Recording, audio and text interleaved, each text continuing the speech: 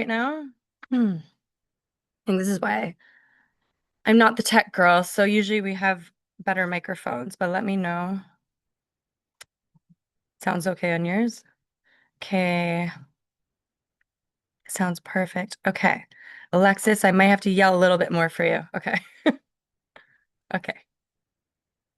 Perfect. Okay, we are going to get started. I'm going to reward everyone that's kind of here on time. Um, we are on week 4 of 6, and I know you guys have been kind of following around. Some of you guys have attended all of the sessions, some are just tuning in. All the recordings are on our YouTube channel. I think if you guys got an email from me in the last couple of days, I sent links out to every single session. So if you haven't attended those, hopefully you can, because everything kind of blends together. We started our week 1 with how to find clients. Then we talked about how to convert those clients from the consultations. And then last week, we talked about how to keep those current clients happy by just having a much better communication system in play. And then today, we're going to be kind of going through the journey and pretending that maybe they had already purchased a property with you or they sold a property with you. And maybe you're struggling right now, especially if you guys are an experienced agent. We're struggling to get referrals. So I don't know, have you guys in my audience, have you guys got referrals before from past clients, agents, tenants, whoever you got? Some agents do really well with referrals, and some agents are still trying to figure it out. And I do think that if you're not getting referrals, I do think I know which system you are missing, which is the one we're going to be talking about today. And I was just talking to Steve here. For this follow-up system, typically this is usually set up at the very beginning of the year. So usually in December, when things start to slow down, this is typically when you might start to reassess how your business went in the last year and what we can do for the coming year to make sure that we're consistent with the different things that we're doing to really stay in touch with past clients, sphere of influence, even agent referrals through networking events. So this is a really good session for you guys if you're trying to think about. I know the year's not over yet, but we should start planning for 2026 because closings are going to start to head into January, February now. So this is the time to start doing the planning. And so if you are an experienced agent with me, which I have all experienced agents in front of me right now, and you are doing a really bad job at staying in touch with past clients because things get really busy on your day to day, this is going to be a good session for you guys. So let's get this started. Perfect. Oh, wait, I just realized you guys here can't even see my slides. We are going to open the presentation. There we go. Okay, sorry about that, guys. Actually, that gave me some time to get some more people in here, and now you guys won't miss anything. Okay, so if you are just tuning in, today we're going to be talking all about how to build a referral engine, smart follow-up systems. I think this is one of the systems that most experienced agents, I think, struggle with the most. So experienced agents really good at finding the clients. But what I want to try to get you guys to stop doing is reinventing the wheel every single year and starting from zero. So if you guys start to create a really strong follow-up system, this is going to kind of turn a lot of the happy clients. So last week we talked about how to keep our clients happy. This is how to turn those clients that have already worked with us into your biggest advocates. So these are going to be hopefully people that have worked with you, they've experienced you, they liked you, they trusted you. Now they want to tell everybody that they know all about you. And try to get some business from them. This is also a great way to stay in touch with agents. I'm looking at Curtis here because we go to a lot of networking events with other Century 21 agents from all over Canada. And so when you're thinking about referrals, don't forget to think about agents that you've ever met at networking events that are a little bit outside of your areas, maybe even different provinces. This is a great tool for you guys. So don't dismiss agents as your referral engines too, especially if you're a brand new agent and you're trying to expand your network. This is what we're going to be talking about. And if you weren't with us like early at the beginning of the session, I talked about how this is a great time to start to prepare for 2026 and get your follow-up plan, because once you guys set it in place once, you don't really have to keep doing it. So if you sit down with yourself for maybe like a few hours for one day, you're going to be able to kind of like plan out your entire 12 months for the rest of the year. And as long as you guys follow that plan, you should be able to do a follow-up system. So I just did this project with another agent, actually Kathy, who we had last week, a couple weeks ago. We sat down, we planned out her entire 12 months for the next year because she wanted to be more in touch with her past clients that she's worked with. So we sat down and came up with a plan for 2026.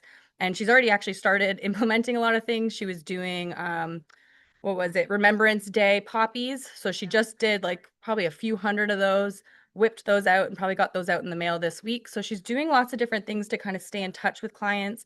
I think even things like pumpkin drops and stuff like that. So you've probably seen agents in your community doing these things. And these are very simple things that every single agent can do. And it could be exactly how you guys want to do it.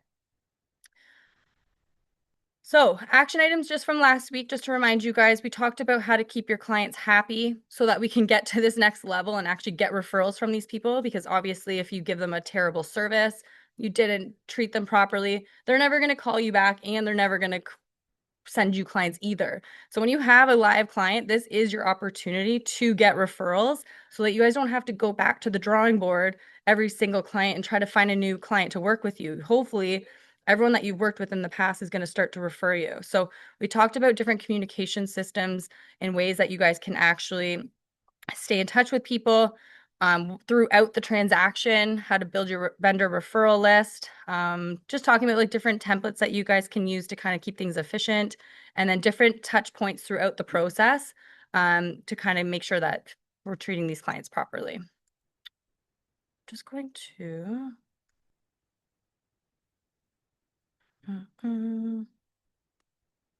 just gonna remove this one.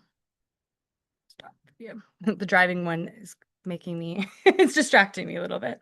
Okay, most agents spend hours chasing new leads. I think this is a very common thing for most agents. We're always looking for new people to talk to. But the easiest way and the most consistent deals are actually the ones that are coming from referrals. So instead of spending every single day, just like we have to spend obviously a certain amount of time. I think at the very beginning, we were talking about 60 to 80% of your business should be coming from past clients' referrals. But what most people spend is 80% of their time trying to chase new people that they've never met, where we should be spending probably about 20% of our time chasing brand new strangers that don't know us, like us, or trust us. But we need to switch it to the opposite, where we're actually maybe just building more relationships with the people that we have already worked with. So what we're going to talk about today, again, is how to get referrals. And this is week 4 of 6. So today we're going to talk about different touch point systems. So different things, depending on maybe your love language a little bit, is like texts, gifts, invites, different check-ins that you guys can be doing. I'm going to give you a little bit of a social media strategy for those that are using social media for strategy for your sphere of influence more than anything. We'll talk a little bit about client events and community building, some referral scripts that you can use. And then we're going to, at the very end, I'm going to show you some sample monthly and quarterly plans just to give you an exact idea of what this looks like. And hopefully you guys can work on that this week to get ready for 2026, which sounds wild to even think of.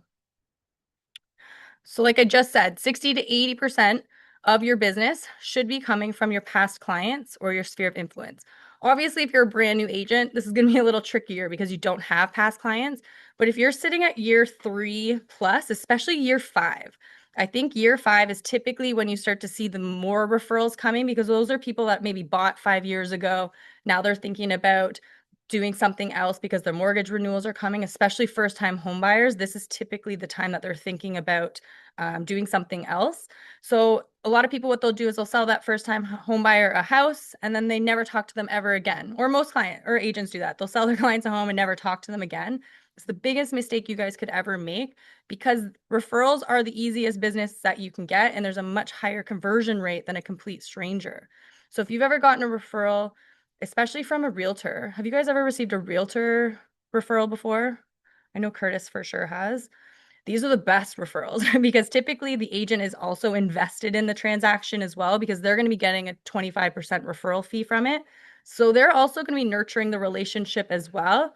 And then when when that client is hot and ready, that's when they typically hand off the client. These ones are actually clients that are typically handed to you on a silver platter versus a complete stranger on the internet, which may take some more nurturing. So a lot of referrals are already coming from friends, family. They trust their opinion. They're like, use my agent. They've already sold you before you even meet the client. So that's why if you guys can build a really strong referral network or plan of action, it's going to actually increase your business quite a bit.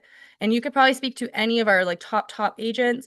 you will hear from them that most of their business is coming from referrals at this point. They're not out there doing the door knocking or the cold calling as much as they did in the beginning, because now a lot of their business is just coming from like word of mouth. And that's kind of like how most businesses work. So this is kind of a long-term relationship strategy. And I think that's why a lot of agents shift away, because it's not a very like instant transaction. It is a very long-term strategy, but it does work. So the key to this strategy that we're going to talk about is really just staying visible, valuable, and relevant over time. So even though they've already purchased a home with you, they've already done a transaction with you, we still want to stay in front of their faces at all times, because you just never know when they're at a family barbecue, they're out there, their friends talking about buying a house. You want to be in front of their face all the time so that they're thinking about you when that opportunity comes. So we want to start to build a consistent touch point system. So we do need more than one touch per year to be remembered. So if we're not following up with our past clients or our sphere of influence agents, if we're not in front of them one time a year, you're not going to get referrals. And if you're only in front of them once a year, maybe you're just doing like a happy birthday, whatever it is, that's great and all, but it's still not enough for them to want to work with you or refer you. They're going to forget about you very quickly, like day-to-day life. They got kids, things are happening. They're not thinking about you all the time. So by keeping in touch, it's going to increase that likelihood that they're going to refer you. So there's different channels that you guys are going to use. This will depend on, I think, you as a person. Things, it could be very casual, text message for just like a casual check-in. You could just say, hey, I'm driving in the area, just thought about you. So they could, I think we talked about that in week 1, where you send them like just thinking of you kind of messages, where it's not creepy just thinking of you, but maybe like something reminded you of someone. Maybe you're just driving and you randomly think of a client. That's a really good opportunity just to send them a quick text, say, hey, I was just driving past this store and it reminded me of you. So just to kind of remind them of you. Milestone notes, which we'll talk about. Gifts. This one is a really heavy one, and I find gifts gets very overwhelming the bigger your business gets. But if you're very new in the business and you have maybe, I would say 50 or less people, gifts is a really good one, because this is a very Buffini style where you're sending like pop by gifts. I did this really early in my career where we were sending pies. I think at Christmas time we had wrapping paper. This was the last pop by I ever did, but we did wrapping paper. We dropped it off to all the houses around Christmas saying like, thanks for helping us wrap up a good year. If you have any referrals, send them our way. And we would drive in our car and we would hand deliver these things. And it does get exhausting. So eventually, as your business grows, this might be the time of year where you maybe hire an assistant for even just gift drop-offs. Like I was saying, Kathy Webster was doing poppies. I've seen her do pumpkins. We have another agent in the brokerage, Rosemary Brown. She's been with us for what, 50, 40 years, maybe more. Rosemary Brown makes these little packets with an ornament in it and some candy, and she delivers it to every single past client she's ever had. And by now she probably has hundreds, but they hand deliver it to every single person. So every year her clients will receive some sort of Christmas gift from her. They start in November, and it's a long process. So if you get into gift giving, it can get overwhelming the bigger your business goes, but this is when it's a good time to hire for help if you didn't throughout the year. But you can start to think about different gifts and stuff that you can drop off. Birthdays is an easy one. We're collecting FinTrack, right? So we're getting their driver's licenses, we get their birthdays. It's a great time to put it into your calendar. Anytime their birthday comes up, it's a quick, easy way to reach out to people. Closing anniversaries, just go based off the closing dates. Other things that I see a lot of agents do when they get maybe like more experience and maybe the gifts is a little bit too much for them, then they start to enter into the stage where they're maybe doing more client events. So instead of dropping off gifts to every single door, they might be hosting a client event where they can just get everyone in the room at one day, and then they spend one day, they spend the same amount of money, but they're face to face with these clients. And these are different things you can think of when your client base gets a little too heavy for some of these things. Webinars, home evaluations, and then we'll talk about some check-ins. We were just talking, another agent does 400 home evaluations a year. That's a lot. So these are different, and these are top agents. These aren't agents with like little baby databases. These are guys with big databases, and they continue to get repeat clients and referrals. And these are all very simple things that you guys can honestly do a lot of these from your office. You can text, you can send voice notes, you can do evaluations. I'd say the only ones you can't really do from home is the gift giving and the invites, unless you get into a system where you find a company that can deliver gifts. Carly Page and I, we do every Christmas, we send Kalia. We talk about it's a flower company. We give them our database every year of our top referral clients, and then we send them a Christmas wreath every single year. It gets delivered to their door. We get text messages and all that stuff. So you can find companies that will deliver these things.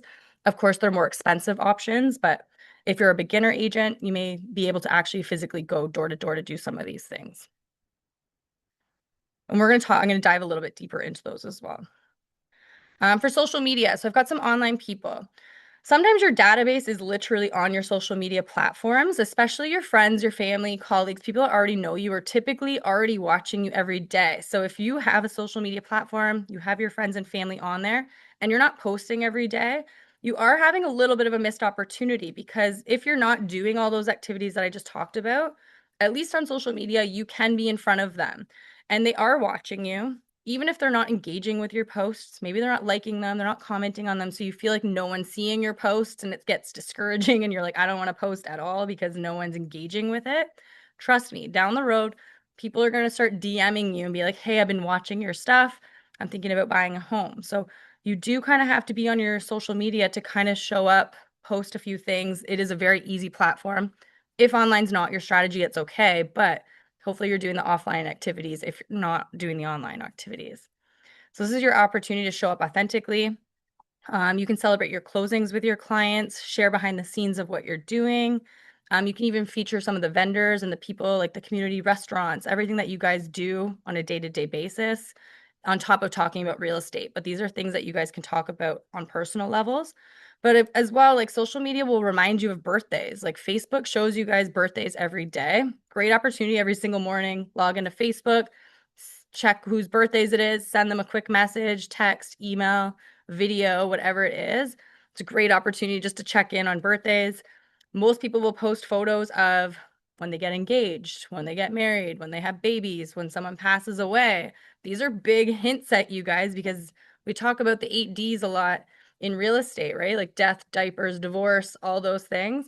Those are key indicators that these are times when people may be considering making a move as well. So if you see someone just had a baby, send them a baby gift.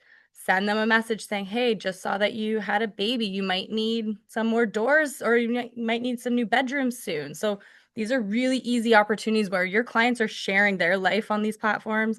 You can dive in, build relationships that way. If this is, I think social media is a really easy way to stay connected with people. I know back in like Claire's day, they didn't have access to these types of technology, right? You guys had to like call them or send letters and find out through a birth announcement mail maybe from them. Nowadays it's just online. So you have easy access to hundreds of people every day and finding out what they're going through as well. Using polls, questions, Instagram stories, these are all good things just to kind of stay connected. People are posting stories, you can connect with them online, but I'm always looking for key trigger items like big life events when I'm reaching out to people, because, and you don't have to say, hey, do you want to sell a house? You could just say congrats on the baby and keep it very relationship based. It doesn't always have to be about sales. Okay, client events and community building. Like I said, these are really big events that you guys can be doing, not only just with your clients, but you can, if you're getting into farming and stuff like this, great opportunity to invite all the neighbors to come to some event. You could book like a parking lot at a school, have ice cream trucks, vendors, games, invite all your best clients, all the neighborhood people. You've got vendors and stuff there. So you can make a big event.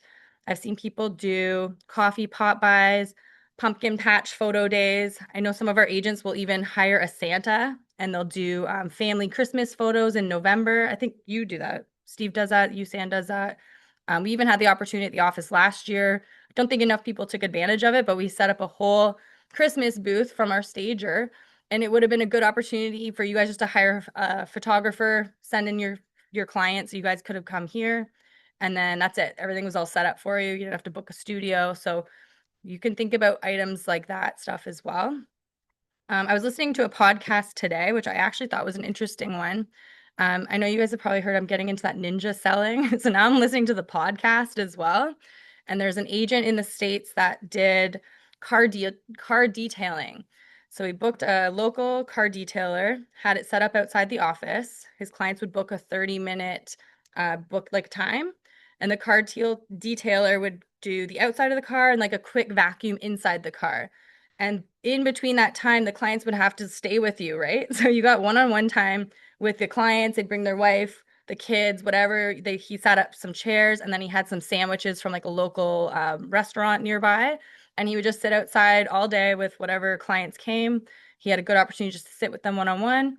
And then it was just like a rotating thing every 30 minutes. So I thought that was actually a pretty good idea. I don't know. He says he likes to spend less than $1,000 per event. That's also US. So keep that in mind. But I thought that was a really good event. I think Carly, Paige, and I did like an eyebrow waxing night for some girls. So you guys can get really creative with it. Nails for like Mother's Day, whatever it is. If you've got some clients and you don't want to go door to door, think about having an event where they come to you and you can see them all. But it's not even just about that event, because now they're going to get a different touch point. So it's all about touch points and how many times they see you.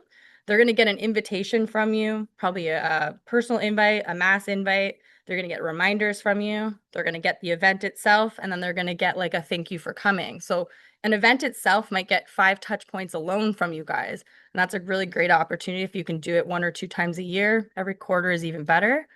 They may bring friends. So these are another opportunities for you guys to meet face to face. And then you can take photos of them, tag them on social media. Really great opportunities. I'm sure you guys have seen agents do this quite often, right? I think you guys can do that. If it's too much money, you can partner with a vendor, co-host it, split the costs. I don't know if you got mortgage brokers, lawyers, local restaurants, whatever it is. I think face to face is more valuable than a phone call, to be honest. I know phone calls is like probably like the up there and or above like text messages and DMs, whatever. But I think face to face is your ultimate way to get in front of these people. If you want to get into scripts and you don't know what to say to ask for referrals, don't wait around for people. You actually do need to teach people how to refer you.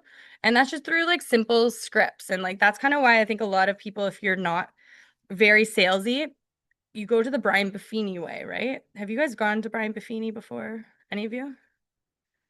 I know you were coached by Buffini for a bit, right? So Brian Buffini is a coach in the US, and his entire coaching system is about referrals. So he's all about directly asking people for referrals through like handwritten notes. He'll send you guys handwritten note packets every single month. And on the back of it, it says like, or a sticker on it says, I'm never too busy for your referrals. Then they also talk about the pop by gifts. And usually with the gifts, it has something to do with a referral tagline on it. I'm trying to think. I think I did hot chocolate one year, my first year, and it said, I don't know, think the market's heating up. Take comfort knowing you have a realtor in your corner or something corny like that. But they come with like big taglines. You can order these taglines on Etsy if you want them designed. I'm sure you can go on ChatGPT and look up different slogans that basically hint that you're looking for referrals.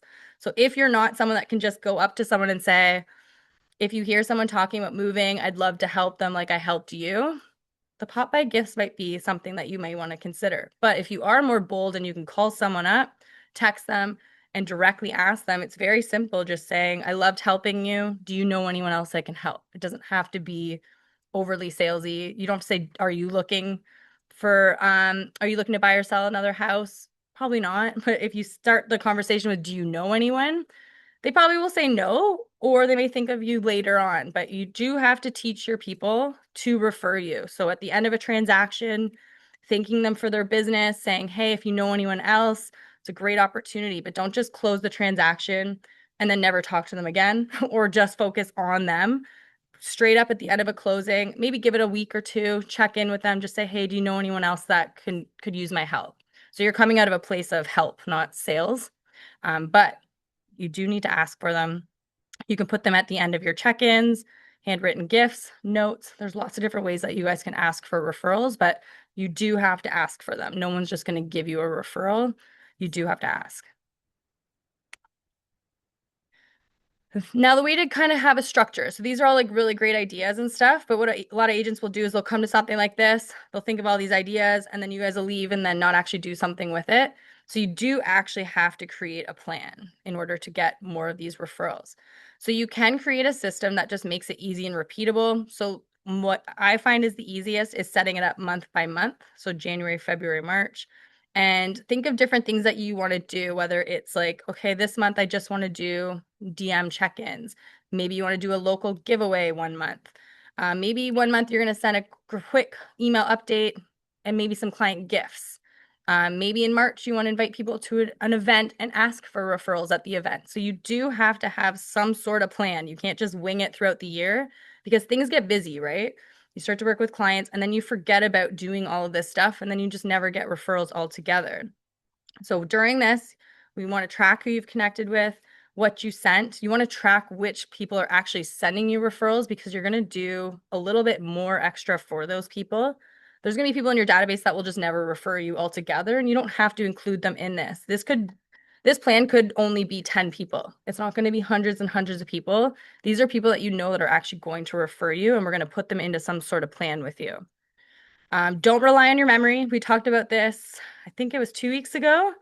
My sister Paige has this power. I think I've met people with this power where they think that their memory will make sure that everything gets done.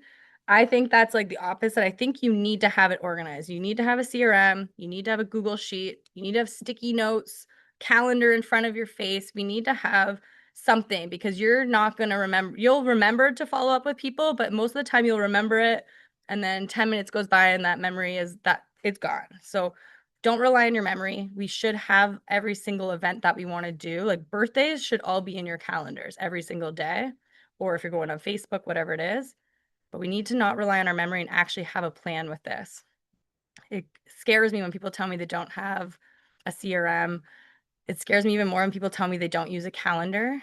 Don't you guys not use calendars? Everyone, like, I can tell who doesn't use them. Do you use one? Yeah, see, I see no's. I think the biggest game changer for you guys, I promise. I already know a lot of agents don't use a calendar, and I know that sounds wild. I used to do Passion Planner, which is where I started this habit, and I've gotten a lot of agents into it as well. If you're not good at planning, go buy a paper calendar, and you'll get used to like writing down things and like inputting dates and inputting reminders for yourself. Once you get into the habit of having a paper calendar and actually going by it, then switch to digital because eventually you're gonna get sick of carrying your planner around. I used to carry it on vacation with me and I'd have to like put things in my binder. Now I go purely on a Google Calendar, but I think it's good to even have both.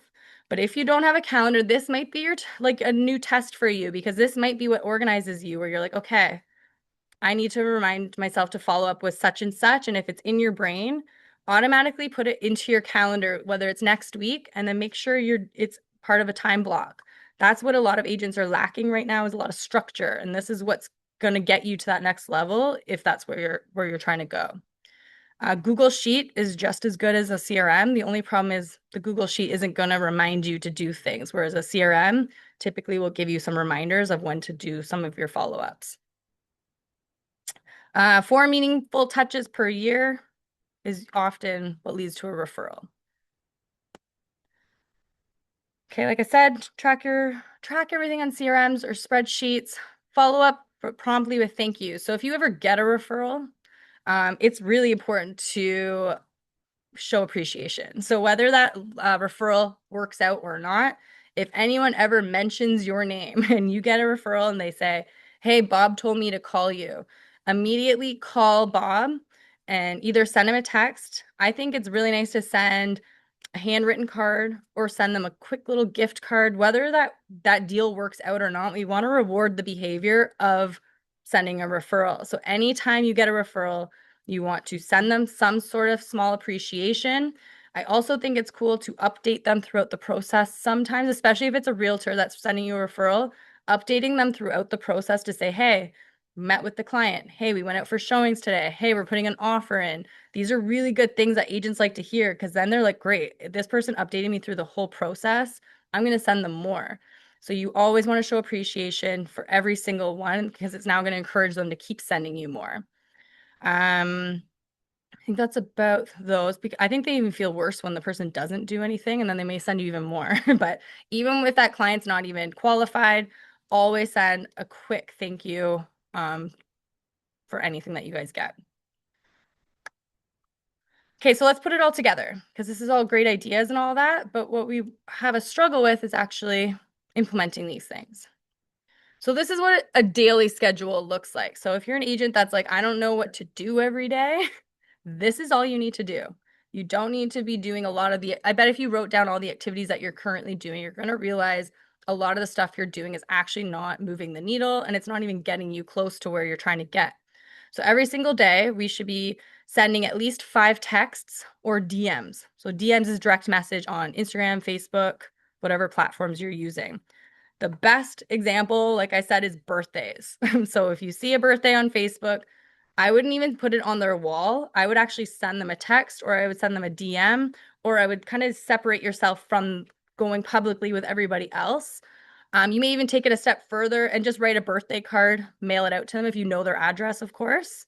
Good opportunities as well as how are you guys loving the house? So just take a look quickly on your Instagram, Facebook every day. Just see if you see any updates from any friends, family, past clients, and just send them a quick DM just saying, hey, saw you had a baby. Congratulations. How are you doing? Kind of thing. So just send some quick DMs. This should take you probably no longer than maybe 20 minutes, I would say. Then you also want to go to maybe your social, if you're on social media, 5 engagements. So go as you're scrolling, don't just scroll, guys. Let's like, if you're going to use social media, let's actually use it to find business. So as you're scrolling, comment on things, vendor posts, other agents, clients, just go there and comment, say, cool, like looking great, family, like always sending stuff. I love getting engagements. If people are posting in their stories, I engage actually like a lot with my mom's friends, which is so funny to me, but mom's friends actually do business with us sometimes and they become our clients and then they follow us on Instagram and then we become friends on Instagram. So you're going to be commenting and talking to people every day there. Then we're going to go into our database because we all have databases and we're going to just add clients as you meet people, add their names there. Also want to organize it. So if you don't have an organized database, it's a great time to write notes anytime you do talk to them. Go tag them if they're a buyer, seller, referral partner. Take a look to see if you have any house anniversaries. So anytime you guys have a closing, that closing date should go into your calendar and set it up as a repeat forever. Because then every single year, their closing date's going to pop up on your calendar. And it's a quick thing to go into your calendar and say, hey, it's your 2-year house anniversary or whatever it is. Also, a great opportunity to quickly send them a house review every anniversary. You've got it in your calendar. It's not like you guys are going to have like 50 closings in a day, right? Like these are very quick, should only take you about 5 minutes or so. Send them a quick update, say happy anniversary. Maybe you're doing a house anniversary card, whatever it is. These are really good action items that you can be doing. CRM follow-ups. So hopefully if you're using a CRM, it says, hey, follow up with this person. They said they want to buy in 6 months, whatever it is. Maybe you haven't checked in with a past client. Do 2 calls, 2 reminders. I'm going to give you guys a follow-up checklist as well. That should also kind of keep you busy. But these are, I think every day should be 2 follow-up reminders as well. And social and referral updates. And then social media, do 1 post or story a day. Very, very easy. This is just everything daily. If you want to double, quadruple your business, I would do even more than this. I used to send 20 DMs a day. So these are just to kind of get you getting into the routine of it. But if you're not doing these things, it's gonna be very hard for you to grow your business. Okay, then after this is what I did with our agent just a few weeks ago. She was saying, I want to get back in touch with all my past clients, but I'm having a hard time organizing it because that's what we do. We have very creative brains. So the easiest way I think to do it is go online, look up, I think it's like annual monthly calendar. Print this in front of you, maybe print a couple, and it's as simple as having this in front of you. So you just want to plan every single month some sort of touch point system that you're going to do with your past clients, referral partners, leads, whatever it is. As soon as you see it broken down into 12, you're going to realize how easy this actually is. And like I said, if you do this in like November, December and plan for the whole next year, now you're going to know every January, okay, this month, this is what I'm working on. February, this is what I'm working on. Then you have a consistent action item that you're doing, and we're not just winging it every day and kind of just doing the day-to-day business. We're servicing the business as well, but we're also trying to grow the referral network, and it's going to take these touch points here. So just as a sample, I think my head might be in the way. No, not for you guys. Okay. So this is a sample monthly touch point system. So let's just say January. I like to think what holiday is happening in that month. So New Year's. This is a great time. I know in New Year's, what a lot of people will do is they'll mail out calendars. That's just like a typical thing. The reason that agents are doing that is because they just want to remind their clients, they want to put their face on a calendar and they want to have something to send. That is still, I think, a pretty good touch point as well. But you can also take it a step further. You can send Happy New Year videos, an email with a market updates. And then this is a great opportunity to just update your CRM, tag your A clients, and start to plan a Q1 event. So every year, and it doesn't have to be this. You just think of like some things that you can do every New Year's. It could be like, hey, I'm going to send a CMA to every single client that has bought a house with me. It could be an event. It could be anything, but this is just a sample of what you can do. February. Valentine's Day is in February. So you might think about different pop buys that you can do. Maybe you're handing out chocolates to your referral partners. Maybe you're having a coffee card pop by. Maybe you're sending flowers to some of your clients. Think of something you can do on Valentine's Day and then post some of your client love stories, testimonials, social, like have like some sort of theme around February. These are very simple things that you can do as well. March, you could say this is like St. Patrick's Day, but maybe in March you're like, hey, I want to host some sort of giveaway. Maybe I want to have a client event. So this is something, maybe you want to sponsor an event. The other supporting actions would be to DM contacts. So just give yourself action items every single month. April, homeowner tips. Maybe spring, you're going to send the home maintenance email and then post those tips online as well. Maybe in May, you're going to do home anniversary check-ins. You should do those every month, to be honest. Dropping handwritten notes or gifts. Maybe in the summer, you're like, hey, I want to see my clients again because every quarter you want to have something. And it doesn't have to be all your clients. Maybe you're just inviting like 10, 15 clients to this event and they get invited to different mini events. So you might be able to host like an ice cream park meetup. So one of our agents, Morale, does that actually.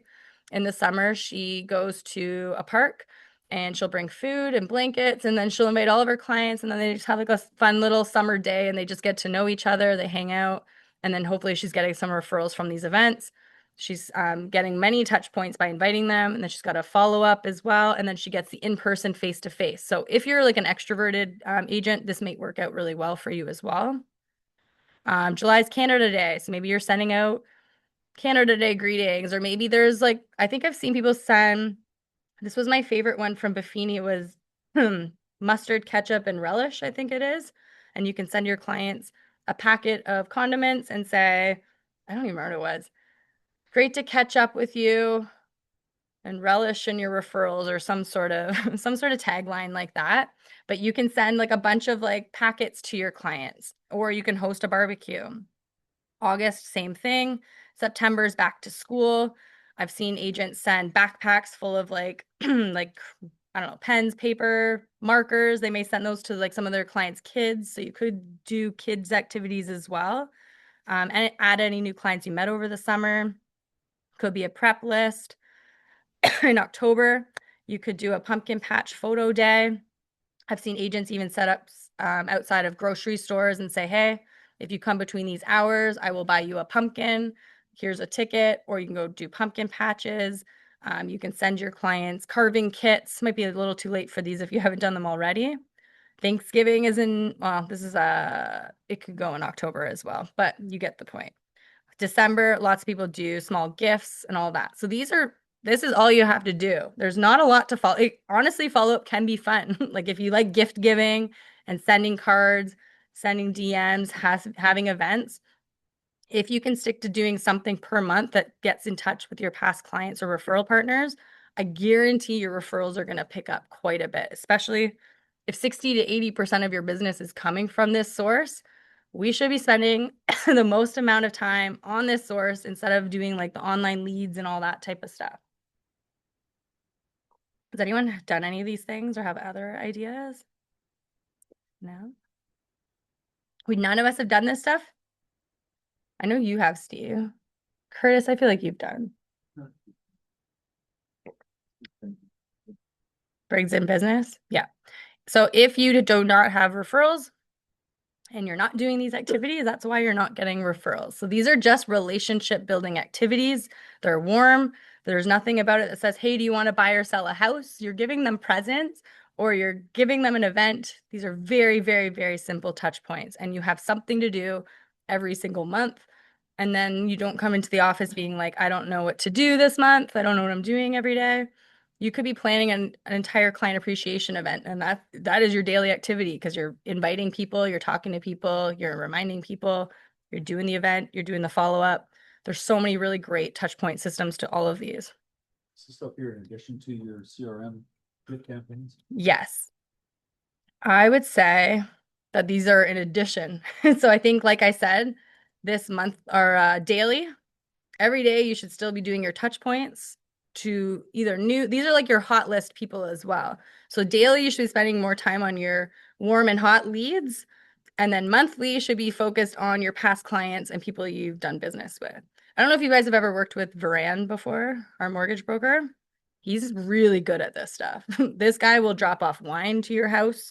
He hosts summer socials. He hosted that big event where you guys all went to for free, where you got to go learn for a day.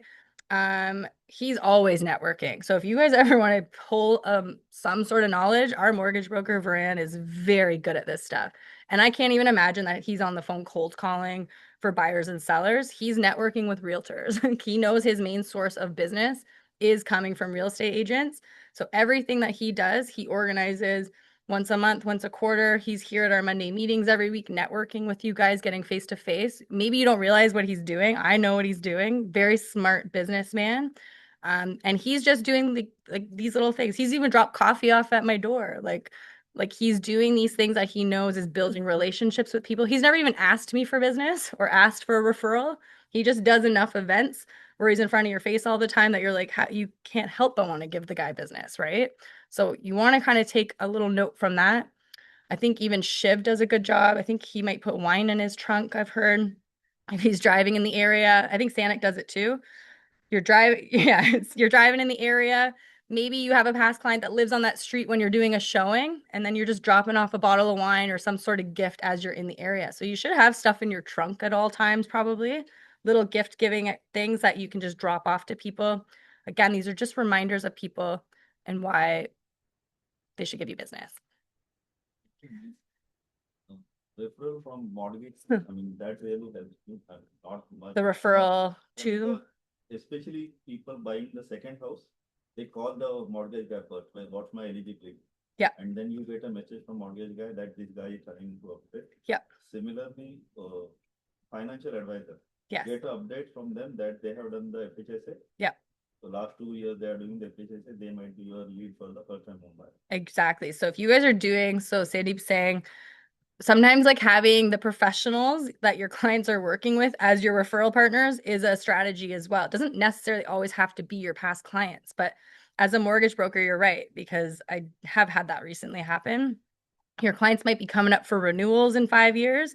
And if you stay in touch with the mortgage broker that they used, they may give you a heads up and be like, hey, Sandeep, Fred over here is talking about a renewal, but he's also thinking about maybe buying an investment with that equity, or maybe he's thinking about actually moving. Maybe you should get in touch with him. So if your mortgage brokers are on top of it, but you could do the same for your mortgage people. Be like, hey, Bob just bought a house with us 5 years ago. He's thinking about buying another one. Great opportunity to get in touch with them. Financial advisors, like you said. So anyone that you guys can stay in touch with, and don't forget your mortgage brokers and inspectors and all of that. You want to stay friendly with everyone you work with. And that's how you get business. It's a people business. These are just some sample quarterly touch points. So if you don't want to do month to month, maybe you just want to do something once a quarter. Just think about different focuses. So maybe if in the first quarter of the year, all you want to focus on is reconnecting and resetting the relationships with everyone. Maybe you haven't been in touch with those people, and this is just your opportunity just to reconnect, whether it's through, like we said, New Year emails, Valentine's, local giveaways, maybe you're doing a client event, but this is a really good opportunity. The beginning every quarter is to reconnect with your sphere of influence after the holidays. These are very simple touches to say Merry Christmas, Happy New Year, right? Like, so you can just reach out to them asking these things. You're not always asking for referrals, but you're just reconnecting with them. Maybe quarter two, this is where you want to provide value and celebrate. So you're going to send them home maintenance emails, house anniversary notes. Then maybe you're hosting a summer social or client meetup. Quarter three, maybe you just want to be more visible. And this is maybe you only want to ask for referrals in quarter three. You might be doing Canada greetings, mid-year market updates, back to routine follow-up calls. This is your opportunity to boost that visibility. Quarter four, maybe this is your time of gratitude because it's Thanksgiving and it's Christmas. So this is your time to get a little bit more fluffy with your clients with those photo shoots, Thanksgiving cards or gifts, holiday gifts. So this is where you can thank your clients, nurture them, and then set them up for next year as well. So if you would prefer to do quarterly stuff, you can do that as well and make it big. This one I think is a huge one. It's not quite part of the referral system, but I think it helps because I think agents are really, really, really bad at following up post closing, right? How many of you guys actually have like a post closing follow up schedule? Like, do you guys just call them the day of closing and then congratulations, or do we do check ins?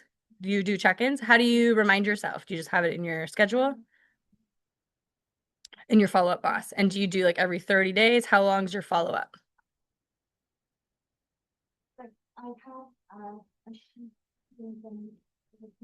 Okay,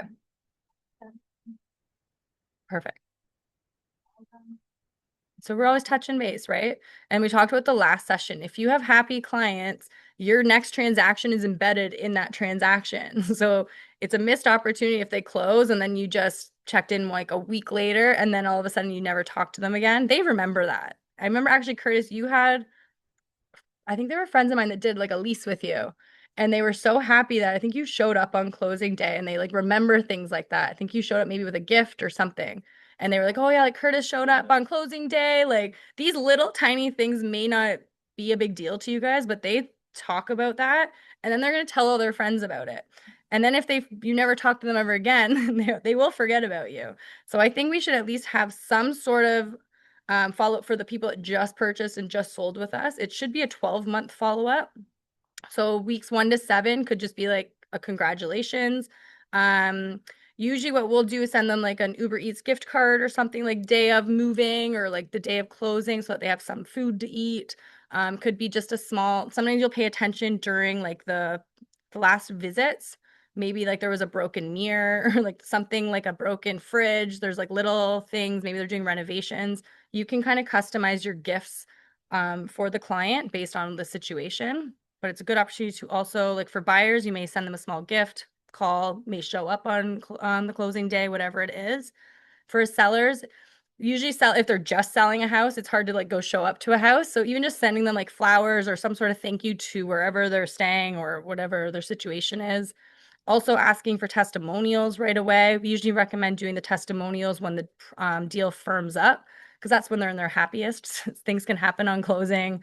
Things can happen pretty much after it goes firm. Things start to go a little stressful. So always like when they firm up, sending them testimonials and then putting it in your CRM to remind yourself. So if you're bad at this, just put it in your calendar. Bob closed, and then in 2 weeks, give yourself follow up with Bob. In 1 month, follow up with Bob. So have your follow ups just put into your calendar so it's already set up for you. Weeks 2 to 4, you could send them some local services guides. They probably have already set up their utilities. You can send them just some content that's helpful. Month 1, just check in, see how they're settling in. Do you like your house? Sometimes you can be scared to follow up because you're scared that something broke and like they're gonna blame you. Oh, the furnace blew up, stuff like that. But always just check because then it might be an opportunity for you guys to help them. They might say, "Oh, my furnace blew up," and you're like, "Great, I have an HVAC guy, Matt. He's gonna come over." So this is your opportunity to actually help and give more value after the sale. Month 3 might be a good opportunity to send just like a quick market update, what's happening, maybe some homeowner tips. This could be a soft way to ask for a referral as well, maybe month 3. Month 6, maybe send them another gift, some sort of pop by gift, and then track that. And then, of course, month 12, that is their house anniversary. So put their house anniversary in your calendar, write them a handwritten card, send them a quick text, just highlight any market updates. Great opportunity to do a market update as well on their year anniversary. This is a really good, meaningful touch point. Usually they're pretty excited. They're like, wow, yeah, we've been here for a year. Can't believe it. You could also maybe ask for a referral. And then you'll go into that quarterly and long-term follow-up on those last two schedules that we talked about.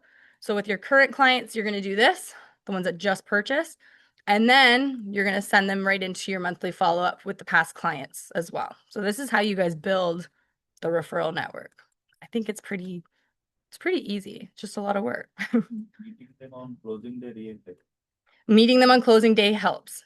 Yes. Do you go on closing day or the day after? No, same day. Many Same day. times I go, even they, when they enter, I go there with some gift, something that will remain on their walls.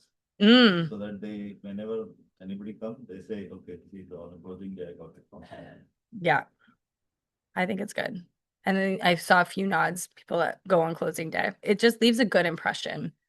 And then hopefully they want to give you more referrals.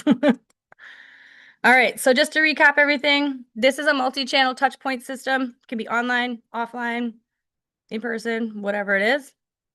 But the most important part is to be visible and valuable. So the reason that you're doing all these things is just to be visible. There's 70,000 of you guys. If you're in Toronto, they're going to find, I think they say an average person knows at least 4 agents. So if you're not visible at the right time, the right place, it's going to be very hard for you to kind of keep growing in the business. So we want to keep creating memorable events. We want to be able to ask for referrals. And then the most important part is actually having a plan. So top action items. I have like the worst cough right now. I want you guys to this week identify if you're an experienced agent, maybe identify your top 50 past clients. It could be top 10, whatever it is. Identify who your top past clients are. And what that means is not because they're nice and you like them, figure out who in your network is actually giving you referrals or has actually even mentioned your name. Identify who these people are because these are the people that are actually going to be getting those gifts from you. Like when I first started, I sent every single person I knew and every single client I knew, they got a gift, which was great, but it's exhausting. So when you're doing a lot of these like really intricate things that take a lot of time, you're really mostly trying to focus on the people that are actually going to give you business. And if you think they might have a chance to give you business, it's a good opportunity to ask them because you do remember you have to remind people that you're looking for referrals. You can't just expect them just because you're sending them these pop buys and these little gifts. You have to be very open that the reason you're doing these things is because you want to get business from them. Write 3 social post ideas that maybe connect with your sphere. Choose a few scripts that work for you and start using them this month. Maybe ask for a referral this month. If you haven't already, create a contact list, update a sphere of influence. I know I'm going to say 95% of you do not have a CRM. Am I correct? Or a database. Maybe I should say database, a list of people. Do you guys have a list of people that are organized? Sandeep does because he's a centurion. That's why he's a centurion, right? He's doing the proper things because he knows these are the things that are going to get him there. So if you do not have a contact list, doesn't matter if you're brand new or experienced, this is a really great time to just write down a list of everyone that you know and see if even just this month, maybe you send them something. It's Halloween this week. You've got a couple of days to go to the Shoppers Drug Mart or Dollarama, pick up some Halloween candies and drop them off to your best clients' kids. Do something like this week, even. Think about what you want to do for Christmas. But get that contact list ready and then have your little plan. All right. If you have questions, does anyone have questions? Yep. The one that you're going to use. The best CRM is the one you're going to use. I would say keep it as simple as possible. There's CRMs like Follow Up Boss out there that a lot of agents use. I've heard lots of feedback that it's very complicated. It's a little more, you're techie then. Follow Up Boss, I like. If you like reminders, it's mostly for online leads, I would say, if you're generating like a lot of leads. I like that one. The one you have access to, the MoxieWorks one, is not bad. It's very basic. It does have reminders. But I would also like to see a CRM that connects with your calendar. I think Follow Up Boss does that because then you can implement your reminders into your calendar. Actually, yes, you're right. Moxie does connect to your calendar. If you go into my.hub21.ca, you can connect your Google Calendar with it. And if you go on the homepage, you'll see that there is a task list and there's reminders on it, and you can set dates and times, and it will connect directly with your Google Calendar as well. And it sends newsletters, all that stuff. Yeah. No one, not enough people are using it. I think, what's the other ones? What are you using, Steve? You're using Follow Up Boss. Sandeep, what do you use? Excel sheet. I think an Excel sheet's fine too if you're not techie. The only problem with Excel is it doesn't connect to your calendar. So if you want to get that next level, I think something that connects to your calendar when you're like, all right, birthdays, house anniversaries, post closing follow up. Does anyone online have other CRMs? HubSpot, that one's free. Yes. Yes, you can. I think it's extra money though, but you can get one because us sisters have one. Moxie also adds your contacts to your CRM when you add someone new to your Google Calendar or your Google contacts. That is correct. But yeah, HubSpot, some agents were talking about that last week. It is a free one. I think it connects to your calendar. Exact. There's a bunch. I would look into one of our agents uses a CRM called the Lazy Agent. I think that's a really AI one. It's very US based. That's a good one as well. Okay, I've got some questions on here. Let me see. A lot of these are great ideas, but if you have not done a lot of them in the past, how do you start implementing it? Especially if for clients you did not do most of the stuff. I think you just start. So if you're an experienced agent and you didn't do all these things over the years, this is the time to do them. So hopefully you kept in contact with or like have a list of all your past clients. If you're an agent with the brokerage, I always recommend calling Paige or Heather and getting a list of every single deal you have ever done because we have access to all the deals you've done. We don't have access to the client's contact information, but at least you can probably go into your Gmail and like look up what their emails are. Hopefully you have their phone numbers stored, but just start now. It doesn't matter if you didn't do them before. And I think that's something Kathy actually did teach me because she's been in the business for 40 years maybe more. And she wanted to get more in touch with her clients. So she was just sending out 300 poppies and doing the pumpkin. So even though she's been in the business for a long time, I think probably she's always kind of been consistent with a lot of that stuff, but she really upped it this year. So if you haven't done it most of those years, this is a good time to just start. And don't start fresh. You guys already have the past clients. So go back to them and then I bet they don't even know that you haven't talked to them in a long time. Probably. I don't know. Anyways, okay, next week is week 5. We're going to be diving into how a deal works. So we're going to be talking about buyers and what exactly happens. So I know we've got a lot of experienced agents that have been tuning into this, but even still, I'm noticing a lot of experienced agents, you know what's happening, but you sometimes don't see the bigger picture of what's actually happening behind the scenes with like the admin and the lawyers and the mortgage brokers and how the deal actually gets closed. So I just wanted to remind you guys of like certain paperwork. So some of it's going to be kind of boring, but I want to remind people of why we ask for certain paperwork, what the deposit delivery process looks like, how do like we actually deal with the lawyers and the mortgage brokers, what stuff do we send to them on your behalf, and what that actually looks like. So I'm gonna be diving in a little bit of like obviously how to book the showings, get the offers and all that. But I really just wanted to dive into like the back end of it because I think it's going to help you as an agent when you're explaining the process to your clients. Because I get a lot of agents that will ask me questions that you would really only know if you really understood the process of the buying process. So it's going to help you guys be able to communicate better with your clients for like deposits, for example. It's a big thing that I think a lot of agents forget to talk about in the consultation. And then when a client goes to put an offer on a property, they're like, "Oh, I don't actually have the deposit readily available," for example. And they're like, "Oh, it's in my investments and it's going to take 5 days." I think every single agent learns that lesson once. Every agent learns it once and then they never do it again. But I want to explain like why it's important to ask where the deposit's coming from.